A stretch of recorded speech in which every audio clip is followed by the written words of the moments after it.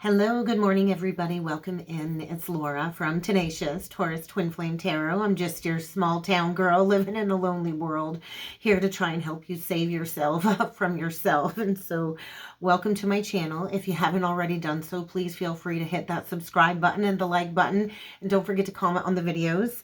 We're going to talk about the energies coming in for the Twin Flame Collective for the week ahead. And so, we've got a very unique opportunity this week for the twins to break the chains when it comes to some karmic patterns connected to past lives. And we are at a very pivotal point collectively, reaching a complete and total karmic reset. So we've got the North Node conjunct Chiron this week, and we close off the week next Sunday, my local time, with the new moon in Pisces. And so Pisces is the completion. Pisces is the ending. And so something is coming to an end, and we've all been feeling it. We've all been purging. We've all been feeling this energy building. And so let's talk about these energies. What I want you to keep in mind is that this energy reading is not sign specific. We talk about the astrology aspects, and then I will go in further with the cards after we talk about these incoming cosmic shifts.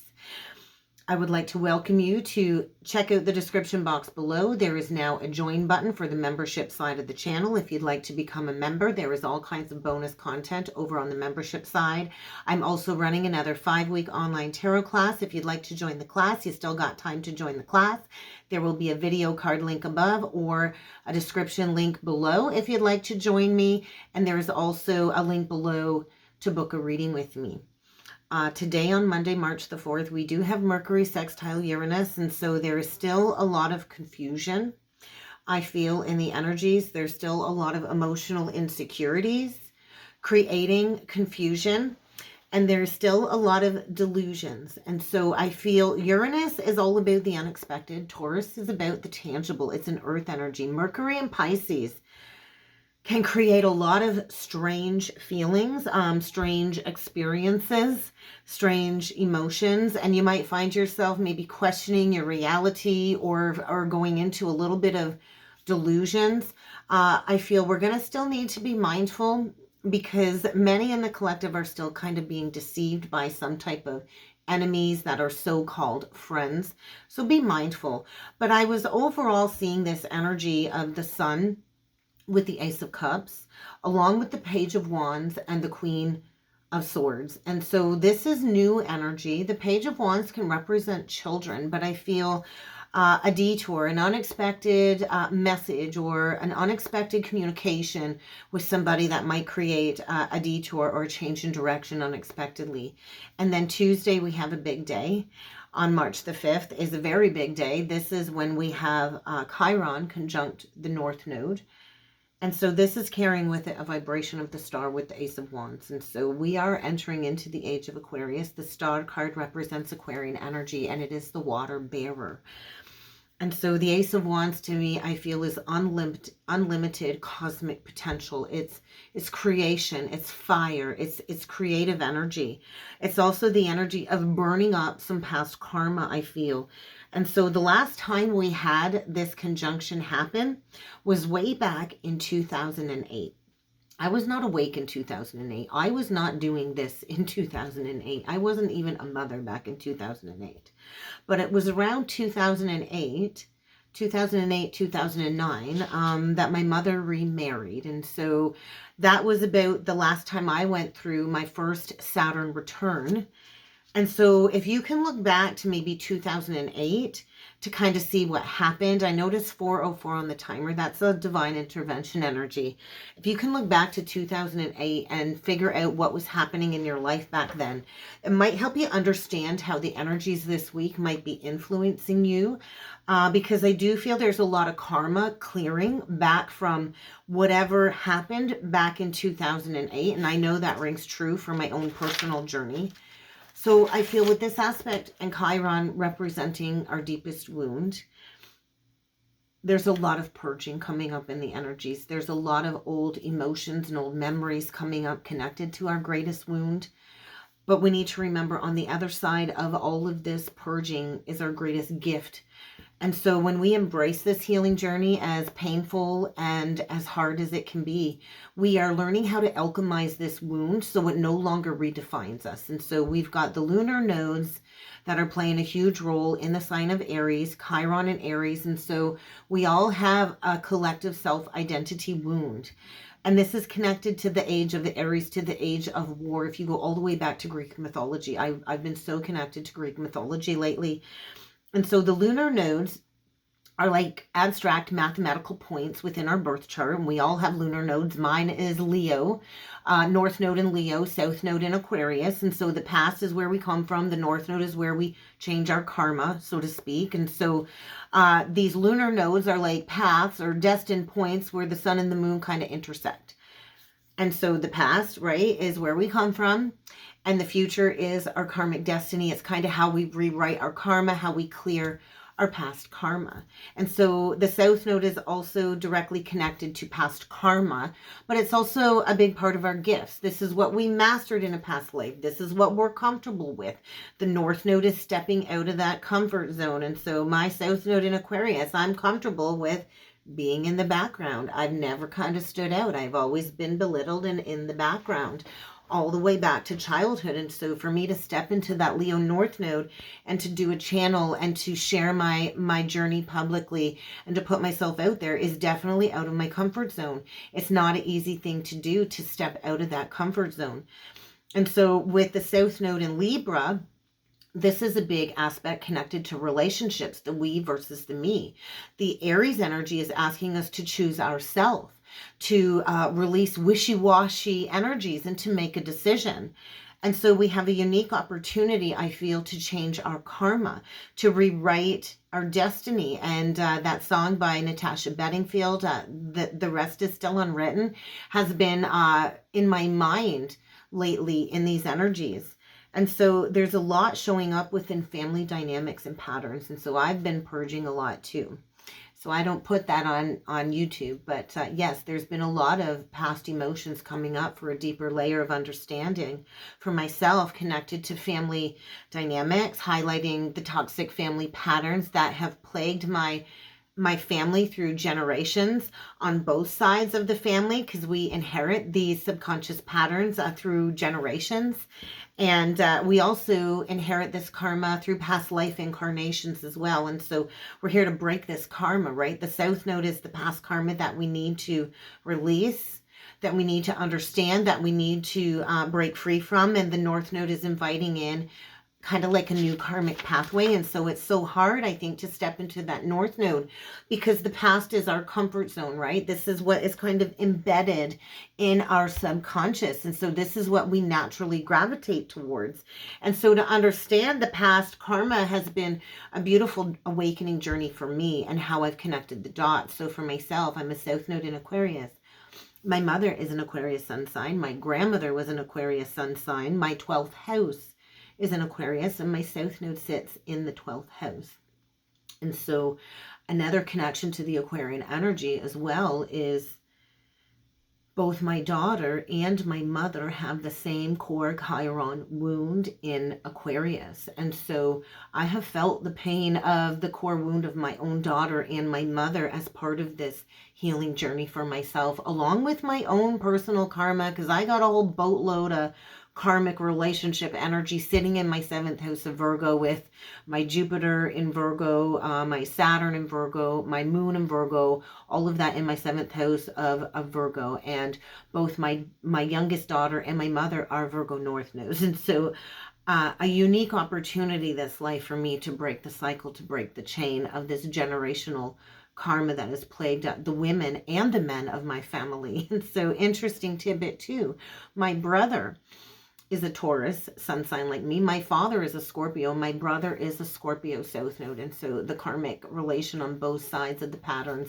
And so I feel we kind of have to meet in the middle is the energy, right? And so Chiron is this wound that never really heals. And so for me, my personal Chiron is in Taurus.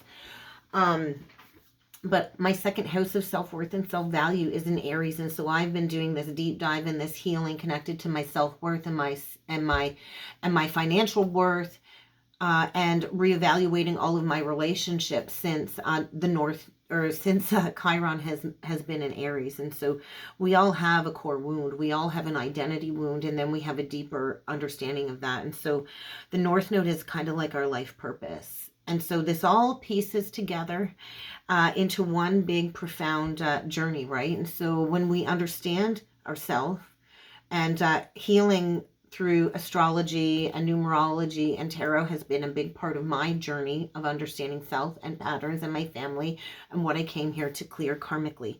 And so I feel this week is offering a unique opportunity to understand ourselves better, to understand our path better. And so this is a big freaking deal, but we have to be willing to kind of put in the work. And so it's like a fresh perspective. So we're tracing back all of the memories, all of the pain, looking at this wound from a higher perspective, from a different angle. And so in order to trace back to the original conscious memory of the wound, we do have to drop into the heart, right? And so this is a wound that is usually traced back generations. And so my great grandmother, which would have been my meme, she was a single mother of 2 daughters. And so she married my Pepe, who would have been like the stepfather to my grandmother and my great aunt. And so this has been a repetitive pattern throughout history, like within my family, and the abuse that we have suffered as women in my family bloodline. And so my grandmother raised 4 children on her own. And so she was abused by my grandfather. And so the cycle keeps continuing. A different cycle of abuse I can recognize in hindsight between my mother and father. There was addictions involved with that, with alcoholism on my father's bloodline, and so, and then income, the masculine karma for the family. And I remember at one point in time, the man that catalyzed this whole awakening that I attribute to the twin flame or the divine masculine connection, part of the catalyst of this awakening was him. I remember at one point him saying to me, like, to make peace with that, with my father and the father wound. And so everything I feel is so divinely orchestrated for us to break these cycles. And so when we release judgment or attachment to the purpose of this awakening, it does allow us to really profoundly jump timelines, is what I feel, why this is such a big deal this week. And so there's a lot of past conscious memory coming to the surface, and this is going to bring up third eye memory, I feel, of generational wounding. I know I was shown and felt the generational wounding between my great-grandmother, my grandmother, and then my mother. And if you think about how this DNA is transferred, right? And so there's a lot that lingers below the surface until we choose to go through this healing journey. And so it's not an easy journey, but we do have the ability, I feel, to break the cycle, to rewrite the patterns. And it takes time to rewrite karmic patterns that have been embedded within your programming throughout your entire life. It's a very difficult thing to do. And so to go into the deepest part of the wound, we have to go into the depths of our human psyche. And so this is why not a lot of people choose to do this work, because it is so hard to do this healing type, to leave this type of legacy that kind of transcends these states of suffering, 5 of Pentacles that we've been in, so we can transition and become these guiding lights for the generations to come. And so they say, as you do the healing journey, you heal the previous 7 generations and the next 7 generations to come. And so it is a very ugly journey to go into the depths of all of these shadow aspects. And so I feel we're being asked to dig deeper this week, to a deeper understanding for these deep abandonment or rejection wounds that keep being triggered over and over, and to go into the wound with your parents to heal it. So in essence, we all either felt rejected or abandoned by one or both of our parents in childhood. And it doesn't have to be a huge abandonment wound, but we all have this wound. And it doesn't mean your parents were bad parents, but usually parents project all of their wounds onto their children. They overcompensate, maybe by expecting the child to fulfill what they couldn't fulfill. And so we're kind of here to break these generational chains as twin flames. And so as parents, we're here to be a vessel for our children's aspirations, right? We're here not to use our children for our unfulfilled desires or our missed potential or unresolved traumas. And so I think right now, a lot of us are working through releasing resentment. And so when we hold resentment to our parents and how we were raised too, it does keep us stuck. We need to remember we all share the same DNA. We pass down all of these traits biologically and emotionally and psychologically. This all gets passed down generation after generation. And so generational trauma is a very deep wound that comes from our ancestors. And this wound goes so deep back to the seed point of the beginning of humanity for those that have chosen to do this healing work first for the collective. And so there's a lot of anger coming up, I feel, collectively. There's a lot of projection. There is a lot of anger. Aries is the energy of war. Aries is angry energy. And Aries is like the sacred rage, and it's telling us, hey, we have not been treated fairly. Anger is also a sign that there is unresolved grief that needs to come to the surface. So somebody here needs to feel their unresolved grief. And so can't be angry at God. We can't be angry at society. That doesn't help us heal. Anger really doesn't help us heal. In order to do the healing, we have to go into the wound. We can't neglect it. We can't deny it. We can't sweep it under the rug. We can't avoid dealing with these big elephants in the room, the wounds and the traumas. They have to be acknowledged and they have to be healed. They do have to be talked about in order to heal them. And so my Chiron in Taurus is in my third house, which is also in Taurus. And that is all about communication. My life path is 3, which is all about communication. Communicating about these wounds, communicating about what we came here to transcend and integrate, connected to our ancestral karma to leave a better legacy for the future, which is kind of like the 10 of Pentacles, the pinnacle of the tarot, the last card in the tarot, leaving a new legacy, transcending the past wounds and bringing our inner state to a place of wholeness and completion. And so a lot of us twins on the journey, we have complex trauma that we agreed to come here and transcend, connected to our family bloodlines. I know I've gone through PTSD. We have to face fears and phobias. We have to go into all of these unresolved emotional patterns. And it's a very difficult path to do this. It's all rooted in these unspoken legacies. It's all rooted in silencing the truth. And so the truth is kind of demanding to surface when it comes to these family secrets that have not been completely passed on from generation to generation. And so we have to look at our family history. We got to go into the healing of that wound. We have to face any addictions. We have to look at our toxic relationship patterns. And so our family history does absolutely shape us. But when we do the healing work, we're redefining the lessons that we've learned from what this has shaped us into. And we have the opportunity, I feel, this week to break the cycle. And so we don't talk about how difficult it is to heal, because to heal, you have to grieve. I have been grieving this deep-seated soul grief for many years.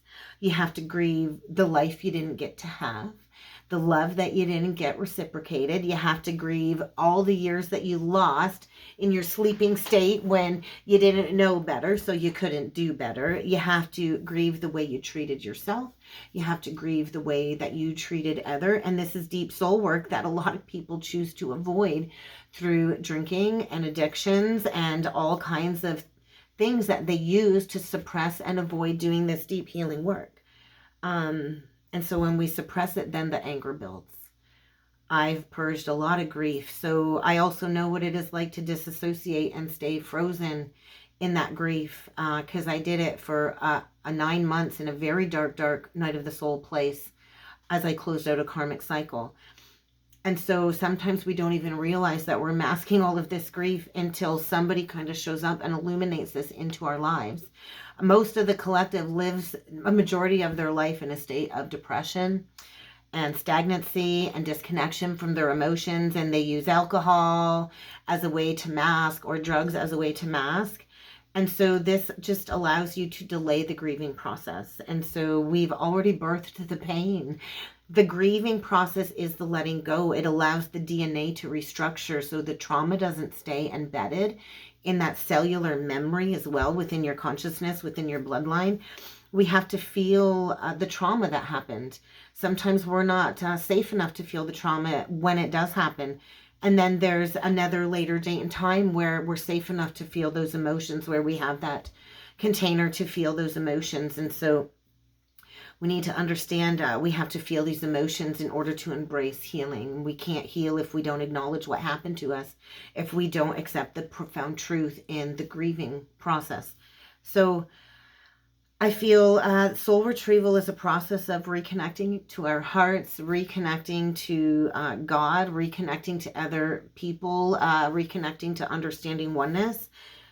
So grieving is also, I feel, a state of soul retrieval. And so we're kind of diving into the darkest parts of these wounds, I feel, this week, so we can uncover and recover the truth of who we truly are. And so on Wednesday, we do have Mars sextile the North Node and Mars sextile Chiron. And so this is giving us the remarkable strength that we need, the physical strength that we need to go into this healing journey. It's giving us the endurance to go into this deeply embedded pain. The moon's going to move into Aquarius that day, which is really going to complicate emotions. And so I know for me, whenever that moon moves through Aquarius and it transits through my 12th house, it's very emotional. But I was shown the vibration of the star with the King of Swords, along with the star with the Six of Wands. And so this is victory. Victory after maybe up to 5 years of challenges or longer. The star is hope. It's the lighted hope. It's the light at the end of the tunnel. The King of Swords is honest, forthright communication. This is cutting through illusion. The King of Swords has remarkable strength and logic, endurance, and capability. And so I feel this is like the perfect blending of energies for us to tap into, to find our inner strength, to go through this healing journey. Because we all have an inner King of Swords, we all have an inner masculine, and we all have to find our inner strength and courage to address these unresolved wounds and challenges from the past that go all the way back to childhood and our parents and beyond, like to infinity and beyond. And so this is like a huge potential for growth and transformation. And so we do have the sun in Pisces opposite Lilith on Thursday. And that's the star with the worldview. And so something is reaching completion. This is like a powerful catalyst. So whether you're in opposition with somebody else or this is an internal shift, get ready to meet some type of powerful catalyst, whether it's an event, a person, or a challenging situation. But it's going to ignite this very chaotic magnetic polarity. Oppositions are very difficult energies, but it's going to unleash something. It's going to push you to expand beyond some type of comfort zone, I feel. And so we're working with the Pisces, Virgo, push-pull dynamic, right? Pisces is the energy of not knowing where something begins and something ends. And Virgo is like tough love, baby. And so there is a push-pull dynamic that is coming through. We got to remember too, Pisces is like the martyr. So we're all being asked to assert ourselves, to face these inner conflicts that might be creating external challenges, depending on wherever you're at on the journey. But there's going to be a lot of primal, raw energy being unleashed. And this could be passionate love. This could be passionate hate. And so my advice, communicate openly and honestly. It's okay to communicate about your struggles, to be emotionally vulnerable. Seek healing ways to navigate the challenges. Seek healing ways to embrace this primal energy. And I feel it's primal rage. Do you feel a lot of sacred primal rage with the Aries energy? But this is an opportunity to embrace your truth, to stop living a lie and to start living in truth. So I feel a lot of the masculines are working on resolving this inner conflict too, because a lot of the masculines are not living in their truth or in their authentic essence, and they're in these karmic contracts. And so leading into the new moon in Pisces, the moon will enter into Pisces Friday, but we won't have the new moon until Sunday. And so we also have like this massive Piscean energy playing out for a couple of days. We're going to have Mercury conjunct Neptune on Friday. We're going to have the sun in Pisces. We're going to have Mercury, or we're going to have the moon in Pisces, and we're going to have Saturn in Pisces. We're going to have a massive amount of spiritual Piscean energies playing out collectively. But with all of this Piscean energies, it's also a lot of delusions. And so there's a lot of occult secrets coming to the surface, past life secrets coming to the surface. There could be an enhanced encounter or an activation. And this will trigger a lot of valuable insights into some past life energy. So you're going to want to be grounded, especially if you have major Pisces placement. So for me, a lot of this energy is playing out in my first house. I'm going to have this massive Piscean stellium in my first house. So meditation, dreams are going to be super active and vivid, especially if you have any big energies in Pisces. So you might want to keep a dream journal beside your bed because this is really triggering an activation of mysticism, healing gifts. You might be really drawn to occult practices, to astrology, or wanting to learn tarot. If you'd like to learn tarot from me, I do have a class that I'm running, remember? So on Saturday, March the 9th, we're going to have the Sun sextile Uranus and Mars square Uranus. Uranus is change. I was shown the Sun with the Knight of Swords. So this is rapid, unexpected energy surges. I feel that will create unexpected action, maybe even unexpected communication and inspiration. This might be when the masculine takes action. There might be unexpected changes or breakthroughs this week, but we got to be willing to take the leap, explore these uncharted territories, right? But I feel this is the week where the masculine has that strong urge to break free from restriction and rebellion. And so I do feel there's going to be a lot of rash decisions, rash communication, rash actions, and zero regard for consequences. So decide where you fall on that spectrum. It's dynamic energy if you use it properly, but we do have to channel this energy properly. We do close off the week with the new moon in Pisces, and this I feel is judgment with the Tower. We have Mercury entering into Aquarius that same day, and it's going to be sextile Pluto. And so this is the end. Like, this is it. So I feel the karmic cycles are done. There's no going back. This is complete. And so it is said, the longest journey that you ever make in this lifetime is the journey from the head to the heart. And so I feel this new moon in Pisces is bringing forward an opportunity to close something out. Pisces archetypally symbolizes the last zodiac sign, the ending. It's the end. It's a closure. It's transcending the past life karma. It's the completion of a karmic cycle that's been long overdue. And it's eventually the merging of everything, right? And I've gone into that merging state as part of my awakening. And then on Monday, we do have Venus entering into Pisces. And so it's going to be a lot of illusions. We think of the new moon in Pisces. I know Pisces, it's like all the colors of the rainbow, all of the colors of the wind. And I'm being drawn to Pocahontas references. But Pisces is this very abstract energy. It absorbs all of the qualities of all of the other zodiac signs, and it can mutate into any situation it needs to mutate into. It represents all that is, all that was. It is the infinite. It is the void, right? Pisces is the vast Piscean ocean of emotion. There's no limit to the ocean, right? And its depths. And so it also represents the wise mystic, the Godhead, the yogi, and the mystic teacher. That is the highest expression of Pisces, right? That intuitive healer. Pisces rising heals itself. It is a self-healing ascendant sign. And so we heal with unconditional love. That is the energy of Pisces, the endless compassion that Jesus held for the collective.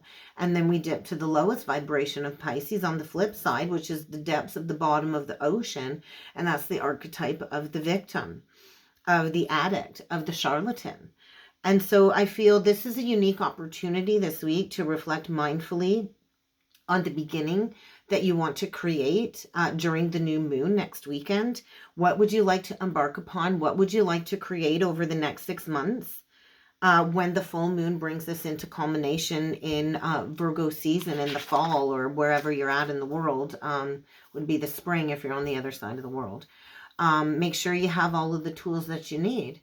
Make sure you're not in a state of delusion. Make sure you are surrounded by people that are good for you, that are true, that are authentic and on the path of integrity aligned with your highest purpose. And so we need to avoid becoming the martyr, playing the victim. We need to avoid being immersed in twin flame themes of deception and illusion, because there is a lot of falsities out there connected to the twin flames.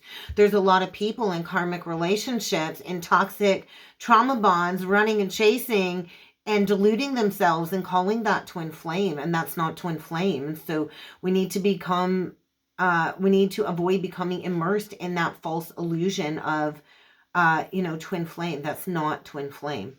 Twin flame is not getting lost in fantasy. So there's going to be a lot of projection, I feel, this week. There's going to be a lot of hard truth that Saturn is bringing in. Saturn and Pisces is bringing in.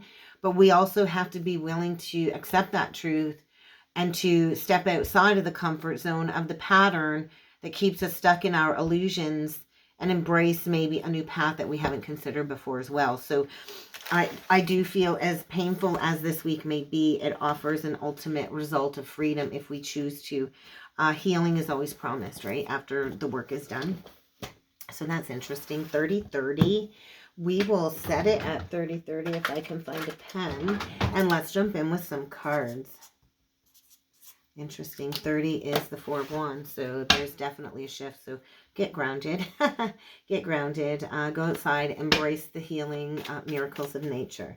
So let's get some twin flame oracle messages from a handmade deck to start. And then we will jump in with some chakra cards. So let's go further in and see what else needs to come through for the twins for the week ahead. Look at that. Get grounded is still on the top of the deck. And soul lessons, attachments. And the lessons are connected to attachments, because on the other side of these karmic attachments, 3113, I noticed, is eternal love.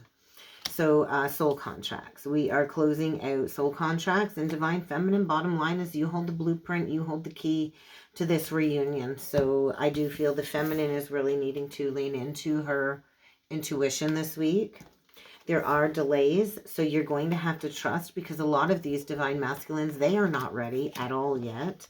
And so divine feminine, I feel your twin flame mission is unconditional love, to go into your intuition, to understand all of the subtle messages that you're receiving telepathically from your counterpart.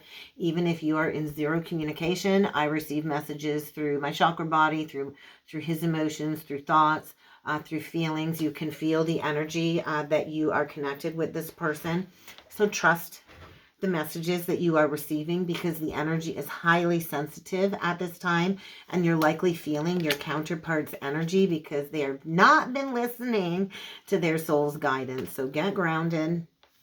This is a week of very intense soul lessons. We're learning to release attachments, cutting cords, so we can start new with love, and then we get eternal love. And so go outside, spend time in nature, embrace the healing miracles of being present in nature. Look for the silver lining in the experience of the journey. What has it taught you? How have you grown?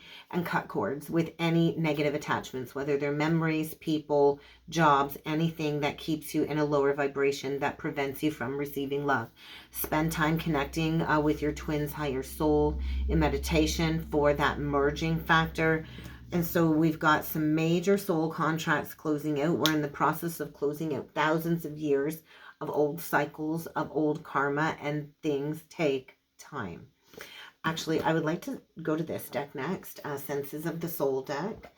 So let's get one of these cards. I am willing to see things differently. So there's third eye energy, crown, third eye. And I embrace my shadow self with love and compassion. So there is a lot of shadowy energies coming through. There is a lot of depth to the energies and going into the darkness. And I do feel a lot of the feminines are the muse. For the masculine, it's like you're the lucky star for the masculine. So there's a lot of higher DNA being activated. And the dark really is just this invitation, right, to shine the light. So let's shuffle these cards. We'll see what else needs to come through for the week ahead. But I do feel the feminine holds the key. It's safe to do this healing. We have to trust, right? We also have to trust that the spiritual blueprint gets activated at the divine time for each counterpart. Usually activation for the feminine first, for the higher chakras, and the masculine goes through the lower chakra clearing. And so we kind of reverse the experience is what we're here to do. So we are here for a service mission. I feel an embracing of the blueprint is going on right now.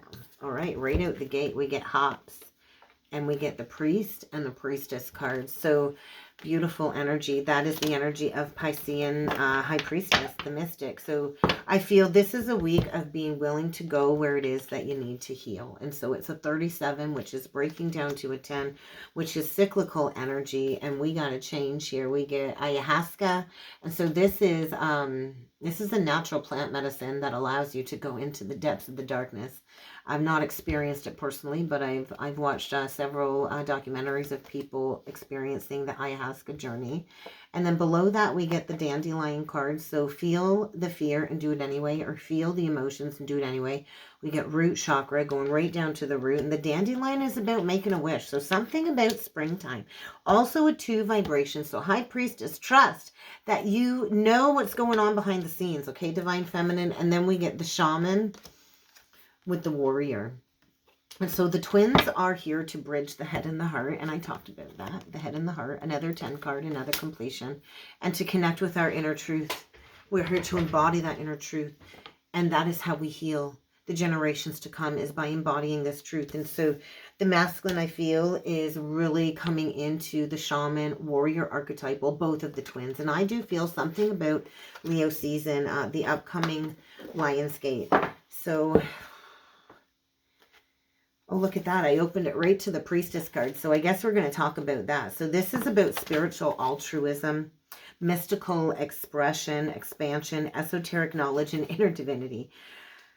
So I feel a lot of the masculines hesitate to take the step towards the feminine, towards this project and this relationship, due to the status quo, due to maybe what their social circle tells them about the spiritual journey. And so the masculines need to learn to trust spiritual will or divine will to guide them. And so there's a lot of fear, I think, of the unknown experience with the divine feminine, or how this can conceptualize into something real. And so I feel right now a lot of the masculines are descending into the depths of their unconsciousness. You might be in your masculine energy descending into the depths of all of the other dimensions of reality. That's interesting, because I was taken back to the memory of my last ascension spiral and going way down into 2D. And it was a very difficult exploration of that lower dimension, of that reality. And so I think we're all being invited collectively to go into our own truth, because we can't go into the higher until we go into the depths of the bottom of the growth of this journey. So I feel the shadow manifestation coming through is a possibility that there could have been a manipulation of the truth, or maybe you're dealing with a self-righteous person, or maybe you're facing being the self-righteous person. But I do feel there's overwhelming fear connected to the unknown and taking a leap of faith, because of the perspectives beyond the false reality that's been created. And then we get the shaman with the warrior. Let's go into that. We get the spiritual warrior, which is all about integrity, spiritual integrity, divine choices, philosophical endurance. So when we are not living in our integrity, that is a deep call to set things right. So there might be some guilt and shame coming up to set things right. And that's also what we kind of have to do here. It's also the crossing the threshold of the weighing of the heart. The heart needs to weigh as light as a feather. So a lot of us, I feel, might be at the crossroad when it comes to this deep knowing of this highest truth that might have recently been illuminated, but somebody's holding on to an old negative behavior here. And so choosing the high road and choosing the higher path is not easy. It's definitely not easy to go through this enlightened journey. And so I feel somebody is very inverted.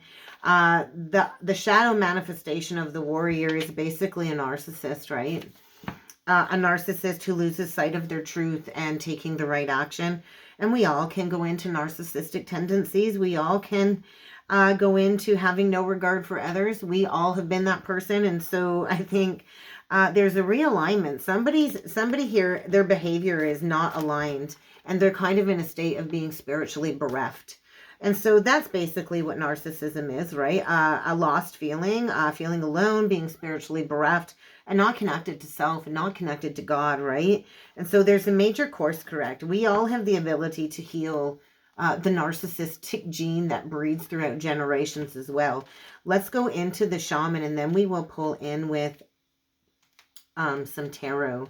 I can find the shaman card. It's the one card, but oh, there it is.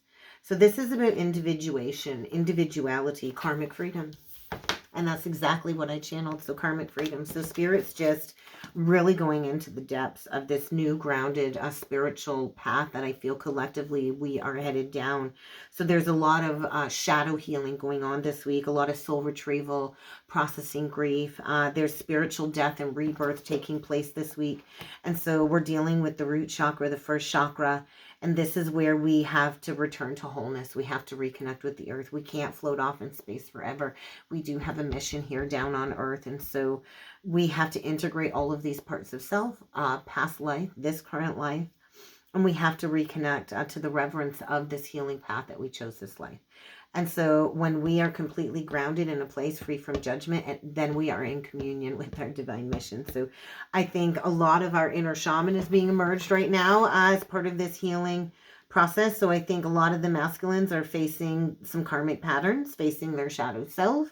They are going through soul retrieval. Maybe they're being shunned from their social group. And so we all have capacity for good and evil. And so I feel that is being brought to light. The shaman teaches us we need both, right? We are the same. We are both. We are both shadow. We are both light. But it is love and acceptance that overcomes the shadow. And that's when we kind of lose fear, and fear loses power over us. And so I feel, get ready to face some self-imposed limitations this week, to be tested, to stand in your power. Because the shadow side of the shaman is refusal to look in the mirror. And that Michael Jackson song, Man in the Mirror, is loud. Refusal to look in the mirror. Refusal to see your shadow. And so this is where we keep recreating these self-sabotaging patterns. And we reject all of these parts of self because the parent rejected us. We, and only us ourselves, can choose self-empowerment and this healing journey. So until we access this truth and this deep inner knowing, we're going to be enabled to transmute our inner sabotaging saboteur. And so we have to bring these hidden aspects to light if we are to be healed and accepted, and only we can accept ourselves. And so there's a lot of deep healing going on this week. All right, let's jump in with some tarot. We are going to use the Archangel Power Tarot card. There is some truth and there is like a breakdown, right? And so there's been a lack of following intuition. We do got a Queen of Cups in reverse. That's that Piscean energy. Be careful. Delusions are loud. Breaking through delusions. The Queen of Cups is somebody that manipulates with emotions, is not trustworthy, or distorts psychic information to delude people. And so this could be somebody very unkind that only gives to get something back, or claims to be psychic and isn't psychic, that really doesn't have an honest understanding. This is somebody that could be vengeful and bitter, cries all the time. And when we go into Venus and Pisces, we need to be mindful of our emotions, because we might not be receiving truthful downloads as well. That could be another message. But this is the sword of truth. Archangel Michael is the archangel to cut cords for the twins to be able to progress. And so I think cutting cords with maybe a karmic feminine that has hindered the journey to union. So let's see what else needs to come through for the twins this week. We're not separating it. We're going to keep it like a general message, although it separated itself. We get decision in reverse, which is the devil in reverse with the strength. So Leo, the strength card is the one card in the deck that cuts that cord with the devil. We got the King of Cups with the Chariot sideways. And we get the Six of Cups on the bottom of the deck with the Four of Swords and the Ten of Swords. And so there is a need to heal a past betrayal, a past misunderstanding. And I do feel the masculine is deep within some heart healing, definitely going through an emotional change, an emotional shift. And so your masculine could be a Cancer. You could have prominent Cancer. I do feel a major completion around Cancer season with the double full moon in Capricorn coming up. And we'll get into that later. And so we do have divine masculine here. I feel all up in his feelings, not sure if it's time to take action, trying to find the determination and self-control to take action, might be facing a career challenge, might be losing a job, or might be figuring out how to advance in a job. But I feel there's a challenge to overcome. And I do feel a lot of the masculines are deep within nostalgia and really in their emotions, connected to this embracing of this inner child wounding. So the masculine knows it's time to go towards some new friends, maybe to rekindle this relationship with the divine feminine, to repair the damage with children, to do this childhood healing. And I do feel a lot of insights are being gained. It's like, take a bow. It's like the performance is over. Take a bow is what I'm feeling. And so the twins are coming together. I feel divine intervention when it comes to a karmic situation that has ended. The masculine is finally free, and he's going to need to heal after moving on. I don't think he's sleeping. He might need time off work. He definitely needs time to meditate in the energies this week. But I feel the feminine too could be on the split side.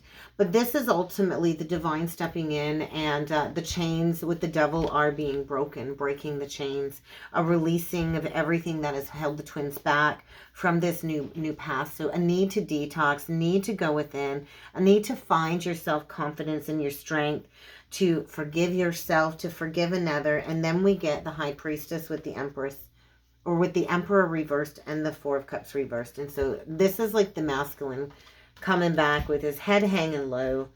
You're receiving very powerful psychic insights at this time, divine feminine. So reflect on what it is you're receiving.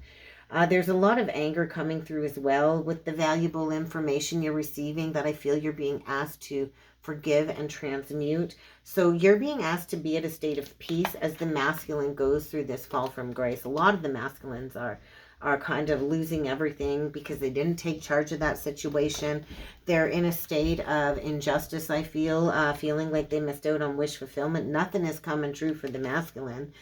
I feel that illusion is being shattered, and they're having a hard time controlling their emotions, which is likely why the Chariot came out sideways. But everything is working out as divinely ordained. And so if there's endings and it doesn't feel fair, this is all to lead you to the new beginning. And that's interesting. That's the energy of the Piscean new moon judgment. And so this is starting a new life. The twins have an opportunity to fight for what is right, to not give up, to release the illusion of the karmic situations for this new beginning. But we do have to go into healing these wounds, these family wounds, to create a higher legacy, right? And there's that page. So I feel the masculines are deep within releasing a karmic situation that isn't serving them. And you need to release your outcome to, or your attachment to the outcome, divine feminine. Because everything happens for a reason. Everything happens in divine timing. The masculines are having a hard time releasing regret and embracing this opportunity for happiness. A lot of them, I don't feel, are feeling very worthy of you. And so they know they're going to take a more uplifting approach, but there's still some type of karmic attachment they need to release connected to a family legacy before this new beginning. So there's got to be an epiphany that comes through first. And the masculine's reviewing the past. And I feel you know this. So just be at peace. Let's get one last closing message for the twins.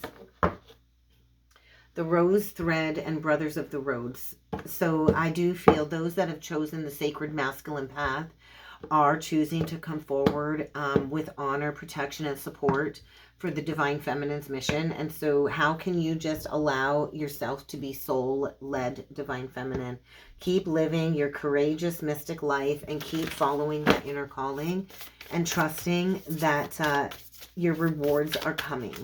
So let's get one complete message for the twins, the bloom. So I think a new creation is going to be realized. It is the right time to celebrate, I feel, to come together. We do get the reunion. And so I think there is a reunion hidden in plain sight. And so embrace the mysteries. Whatever this lesson has taught you, it's ready to go into this teaching part of the mission. I do feel the twins are collaborating. We're coming into partnerships, work partnerships, collaborations. And there's a deep soul recognition for this reunion taking place this week. So trust that there's a lot of ancestral healing taking place connected to the mother line and the grandmother and growing up divine feminine. So go into the wastelands. Go into the depth of these emotions. I remember being in that place on my knees on the floor. And this is the mystic journey. This is the healing journey of the mystic. So tend to your garden, slow down, do this deep healing, give this energy back to Mother Earth because she is your divine mother. And how can you devote to the spiritual journey? It is a journey of humility and humanity and grace. And so there's a lot of healing that is happening. We are not broken. Trust the process. It is safe to soften. And that's what I have for the twins for the week ahead. I hope this helped. I hope this resonated. If you would like to book a personal or a soulmate reading with me, check out the description box below. And I look forward to seeing you all again next time. Thanks.